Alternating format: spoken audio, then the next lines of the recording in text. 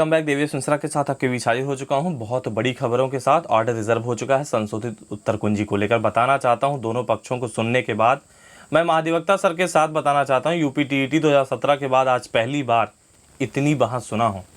शायद कटाफ के मुद्दे पर भी इतनी बड़ी बहस नहीं सुना था उनके साथ। पिछली सुनवाई भी महाधिवक्ता साहब हाजिर थे, इस सुनवाई में भी हाजिर थे। लेकिन एक बड़ी बात यह है, दोनों पक्षों को सुनने के बाद 3 जून को फैसला सुनाया जाना है। ऑर्डर रिजर्व हो चुका है। अब आपके दिमाग में होगा शायद कुछ ना होगा, लेकिन ऑर्डर रिजर्व होने का तात्पर्य यही है कि दोनों लोगों के आर्गूमेंट सुनने के बाद 3 जून को फैसला सुनाएंगे, क्योंकि इस अब तक जो संशोधित उत्तर कुंजी आई है उस पर कुछ ना कुछ बदलाव होना है, इसीलिए ऑर्डर रिजर्व हो चुका है। यानी 100% ये कह सकता हूँ, कुछ ना कुछ अब ज़रूर रिलीफ देखने को मिलेगा याचियों को लेकर। जो याचियों ने पिटीशन फाइल किया है, जितने प्रश्नों पर आपत्ति दर्ज किए थे, उम्मीद करता हूँ अब बहुत कुछ बदलाव देखने को मिलेगा। ठीक है, अब आप फिर से आंकड़ा खेलेंगे 3 जून के बाद, मैं जानता हूं, क्योंकि आप सीरियस नहीं थे। एक तो 3 प्रश्न पहले से कॉमन मिला है, अभी मिलने वाला है।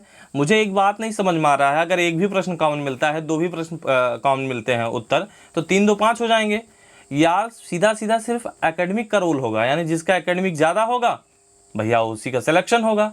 लेकिन आपको ये बात मेरी हल्के में लग रही होगी। अब तक लगता होगा कि ये बंदा हमेशा बकवास ही करता है, लेकिन आज देख लिए होंगे कि संशोधित उत्तर कुंजी क्या चीज़ होती है। क्या भर्ती प्रक्रिया रुक जाएगी? बिल्कुल रुक जाना चाहिए। जहाँ तक मुझे उम्मीद है भर्ती प्रक्रिया अब आगे नहीं बढ़ेगी, क्योंकि 3 तारीख को आपको देखने को मिलेगा। क्योंकि जज साहब के माध्यम से और महाधिवक्ता साहब के माध्यम से एक बात स्पष्ट होती है, 2 अंकों पर महाधिवक्ता साहब संतुष्ट थे कि 2 अंकों पर हम कॉमन अंक देंगे।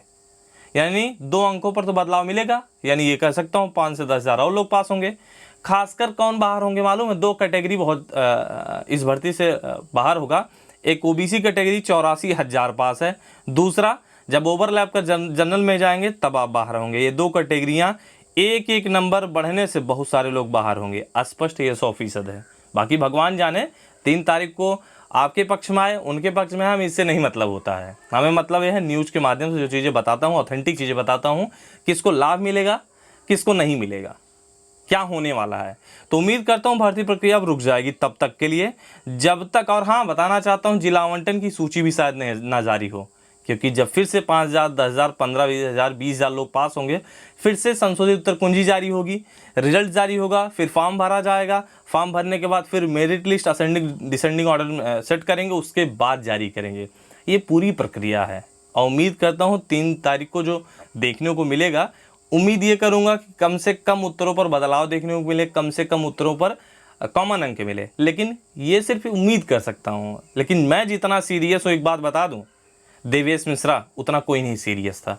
100% मैं आपके कमेंट बॉक्स से समझ आ रहा था, इतना मैं सीरियस था इस संशोधित उत्तर कुंजी को लेकर। बहुत अच्छे से मैं पढ़ा हूँ और अब तक का अनुभव मेरा अनुभव रहा है पूरी भर्ती को लेकर कि कैसे होता है संशोधित उत्तर कुंजी में। जज साहब कैसे, मतलब मैं देखता हूँ जिस तरीके से सीरियस हो जाते हैं।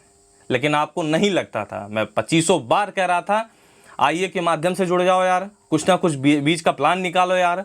3 तारीख को ऐसा जो देखने को मुझे मिल पा रहा है, उम्मीद करता था कि ये भी ना हो, लेकिन नहीं। अब तो यहाँ सब कुछ लगता है कि ब्रेक ही हो चुका है। बाकी भगवान जाने अब शासन क्या निर्णय लेता है, सरकार क्या निर्णय लेता है, लेकिन इस चीज़ को देख के ऐसा लगता है सारी चीज़ें अब रुक जाएंगी। 3 तारीख को ही स्पष्ट हो पाएगा। बाकी चीज़ें जारी हो जाएं, फिर उसे पलटी मारना होगा। उम्मीद करता हूँ जारी भी कर सकते हैं, बाद में उसे पलटना ही होगा। अब मर्जी सरकार और शासन की है, बाकी भगवान जाने, हम नहीं जानते। चलते हैं, बाय। शायद बीच का कोई मास्टर प्लान निकालें, हो भी सकता हो। बाकी चीज़ें जो मैंने बताया ये भी हो सकता है। अब चलते हैं, बाय।